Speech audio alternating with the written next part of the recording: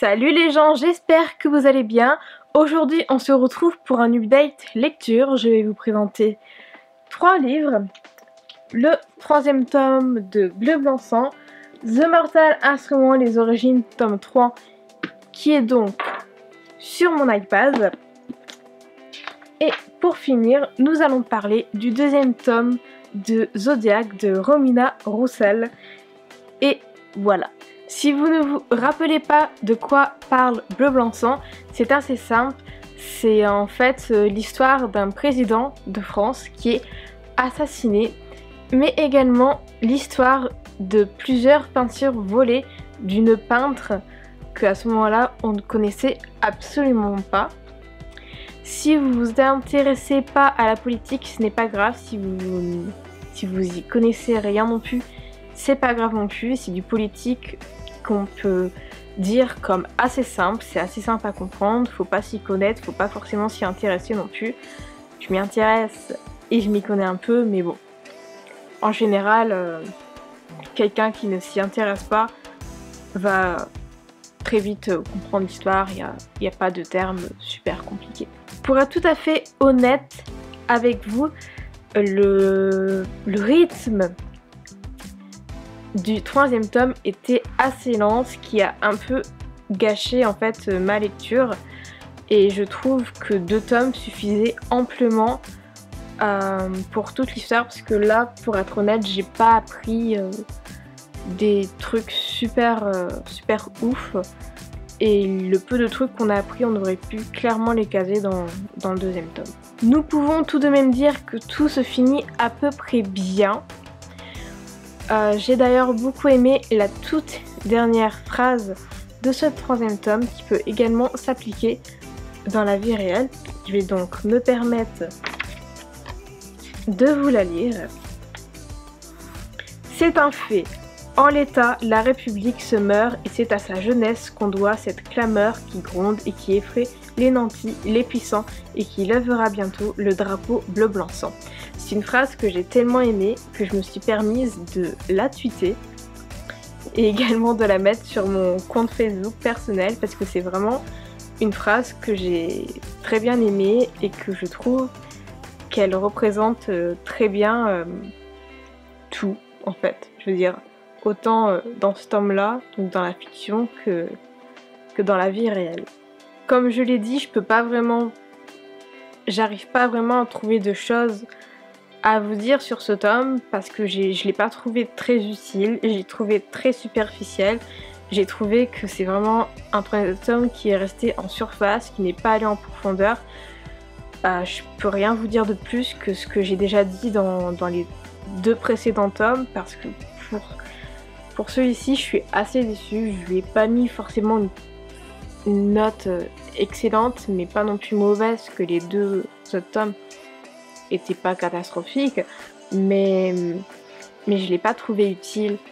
J'aurais vraiment aimé que dans ce cas-là, l'auteur fasse juste 2 tomes, fasse une duologie et pas une trilogie, parce que autant oui, Bleu Blanc Sang, il se voyait peut-être faire un 3e tome pour inaugurer le 3e mot, donc le sang, mais ce que dans un sens je comprends, mais dans un sens purement esthétique, mais je suis désolée, mais il n'a pas été utile. Une des dernières choses que j'ai à dire sur ce tome, c'est que la politique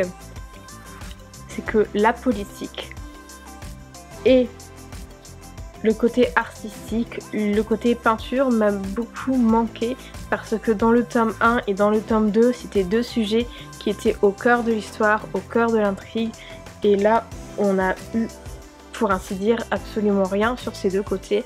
Et moi, c'était les 2 choses qui m'avaient fait acheter le 1er tome, qui m'avaient plu, parce que premièrement, j'aime beaucoup la peinture. Je suis une très grande fan, très grande admiratrice de Vincent van Gogh par exemple. Et deuxièmement, j'adore la politique.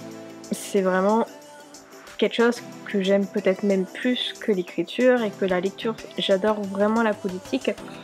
Et c'est 2 choses qui m'ont extrêmement manqué dans ce troisième tome et je pense que c'est pour cette raison que je suis aussi déçue de ce troisième tome, parce que les deux sujets qui m'ont fait acheter le premier tome, bah on les retrouve pas dans le troisième tome. Comme je l'ai dit, je lui ai pas mis une mauvaise note parce que les deux premiers tomes étaient quand même cool et j'avais pas envie de dévaloriser ce troisième tome, mais il faut savoir que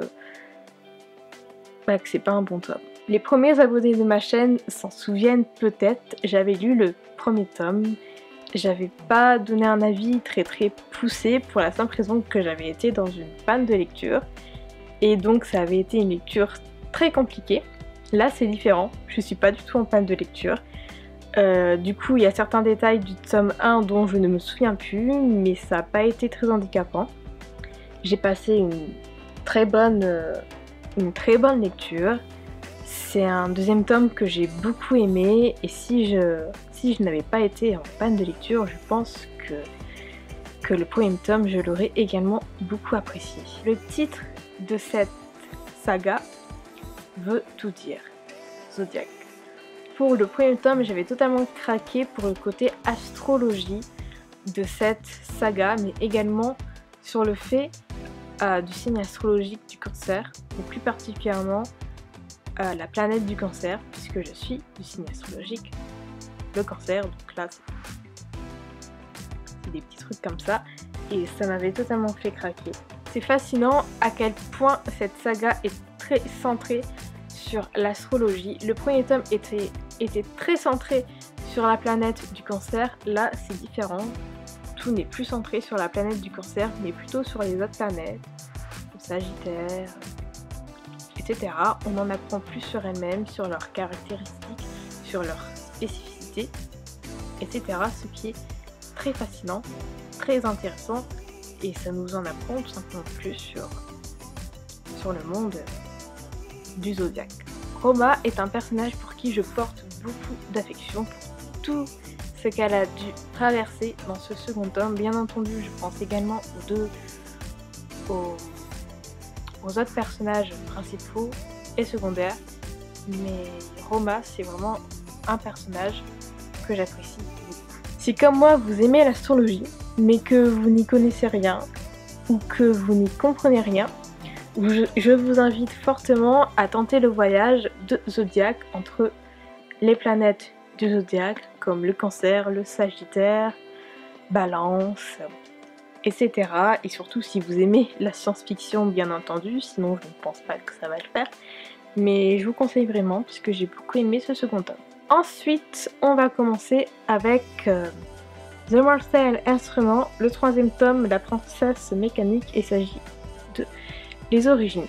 Donc c'est un troisième tome que j'ai assez tardé à lire comparé au premier et au deuxième tome que j'ai presque enchaîné, mais c'était pour une raison simple, c'est le troisième tome. J'avais hâte et en même temps pas hâte de le lire. Je ne peux bien entendu pas parler de ce troisième tome sans évoquer James Carter. Je pense que ça se dit comme ça, Carters, ou plutôt devrais-je dire frère Zacharia.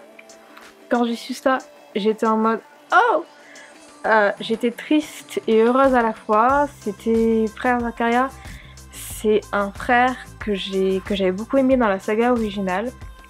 Je l'ai donc également aimé dans cette trilogie-ci. J'ai trouvé très intéressant de la part de l'autrice de nous évoquer le passé de frère Zacharia, qui il était avant, qui il est maintenant, qui il sera après, mais également de nous évoquer toute cette complication qui existe.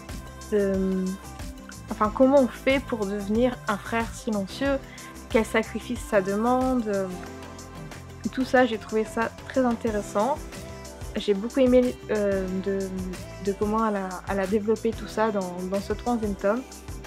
Et je pense que c'est l'aspect du troisième tome que j'ai le plus aimé, mais également celui qui m'a le plus touchée, parce que c'est très loin d'être facile d'être un frère silencieux, et ça donne pas particulièrement envie. Côté esthétique, j'ai beaucoup apprécié que l'autrice a souhaité utiliser certains termes latins, certains termes donc d'une langue morte.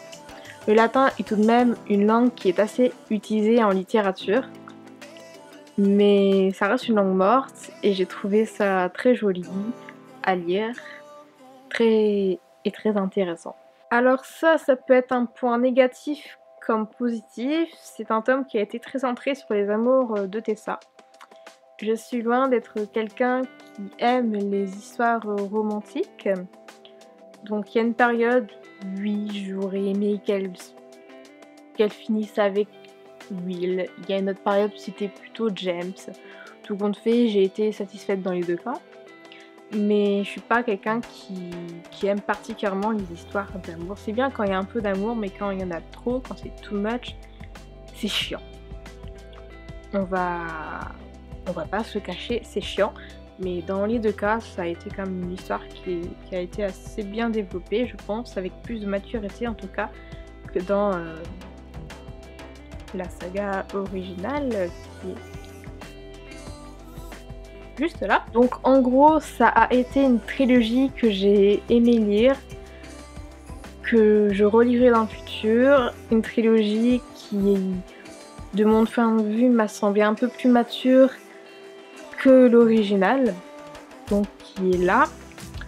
Donc je la relirai dans le futur. Maintenant j'ai très hâte de lire le premier, deuxième tome que j'ai dans ma palle de Renaissance. Ça me fait penser d'ailleurs que le premier tome qui s'appelle La Princesse de la Nuit, dans The Mortal Instrument, les vampires on les appelle les enfants de la nuit.